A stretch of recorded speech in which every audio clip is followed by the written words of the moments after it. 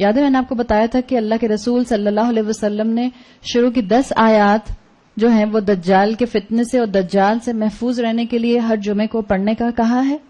کل کسی نے سوال کیا تھا کہ جمعے کے دن کیوں پڑھنے کا کہا ہے, ہفتے کے دن کیوں نہیں, اتوار کے دن کیوں نہیں, پیر کے دن کیوں نہیں.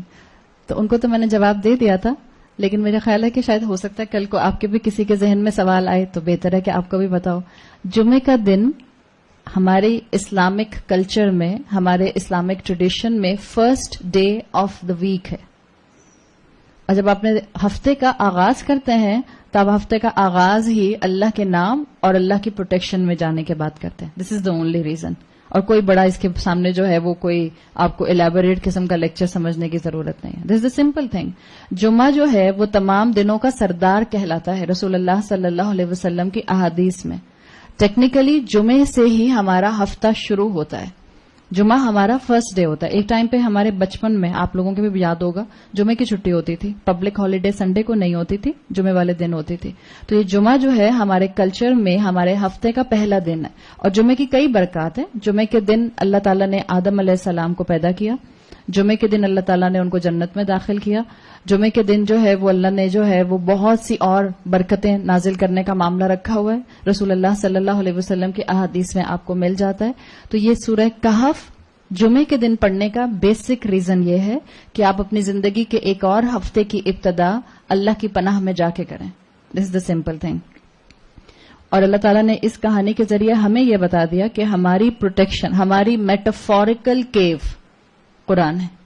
ہمیں سونا نہیں ہے, اس لیے رسول اللہ نے بس 10 آیتیں پڑھنے کو کہا جس میں اصحاب کہف کی کہانی شروع ہو جاتی ہے. لیکن 11ویں آیت سے جہاں اصحاب کہف کو سلا دیا گیا, آپ اور میں دجال کا مقابلہ سو کے نہیں کر سکتے. آپ کو اور مجھے جاگنا ہے. جب دنیا غافل ہوگی اس وقت آپ کو سب سے زیادہ ایکٹیو ہونا ہے. جب دنیا اللہ کے ذکر سے بالکل سب کچھ بھولی ہوئی ہوگی, ہیڈ لیسنس کا شکار ہوگی, غفلہ کا شکار ہوگی, آپ کو اور مجھے کھڑے ہونا ہے تاکہ آپ اور میں معجزہ قرآن کا دنیا کے سامنے لا سکیں. اصحاب کہف کا معجزہ سو جانا تھا. آپ کا اور میرا معجزہ سو جانا نہیں ہے. آپ کا اور میرا معجزہ قرآن ہے. اور قرآن والے ایکٹیو ہوتے ہیں. قرآن والے جو ہیں وہ اپنے وقت کو ضائع نہیں کرتے. قرآن والا انسان یہ جانتا ہے کہ اس کا زندگی کا مہلت, اس کا زندگی کا سپین, اس کا زندگی کا ٹائم بالکل ایک آئس کیوب کی طرح میلٹ ہو رہا ہے. آپ کے پاس آئس کیوب رکھی اور اس کو چھوڑ دیں اپنے کاؤنٹر کے اوپر, کس تیزی سے میلٹ ہوتی ہے. اسی طرح سے اسی تیزی سے آپ کی اور میری زندگی میلٹ ہو رہی ہے. تو آپ اور میں دنیا میں لاسٹ نہیں ہو سکتے. آپ اور میں وقت ضائع نہیں کر سکتے. آپ اور میں جو ہیں وہ دنیاوی لذتوں کا شکار ہو کر اپنی ذمہ داریوں سے غافل نہیں ہو سکتے. دکھ کے ساتھ یہ بات کبھی کبھی کہنی پڑتی ہے کہ ہم مسلمانوں کو دشمن نے اتنا نقصان نہیں پہنچایا جتنا ہم نے خود اپنے آپ کو نقصان پہنچایا. اور آج کل اگر یہ کہا جائے کہ ہمارا وقت اور کوئی ضائع نہیں کرتا جتنا ہم خود اپنے فونز کے اوپر ضائع کرتے ہیں, تو یہ کہنا غلط نہیں ہوگا.